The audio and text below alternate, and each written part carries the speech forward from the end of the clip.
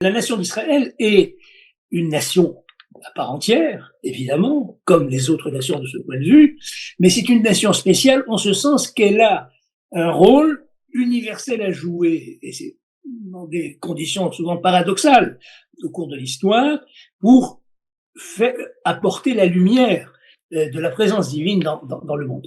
Or, ce que Ishmaël avait refusé, le Midrash nous dit, Ishmaël a fini par l'accepter. Il a accepté l'aînesse spirituelle d'Israël. Ça ne veut pas dire qu'il n'a pas développé sa propre spiritualité à lui.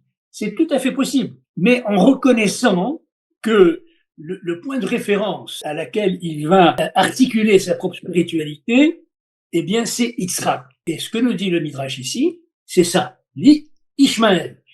Mais Ishmaël de l'époque. Et c'est là où la question devient intéressante et liée à notre actualité, c'est que l'histoire est passée par là et que les descendants d'Ishmaël n'ont pas suivi la teshuva d'Ishmaël, puisque la création de l'islam, qui est considérée comme une expression de la spiritualité d'Ishmaël, s'est construite contre Israël. On a quand même un problème. Ce midrash-là nous demande de réfléchir, parce qu'il y a une teshuva, mais l'histoire nous montre que cette teshuva n'a pas été reprise par les générations d'Ishmaël.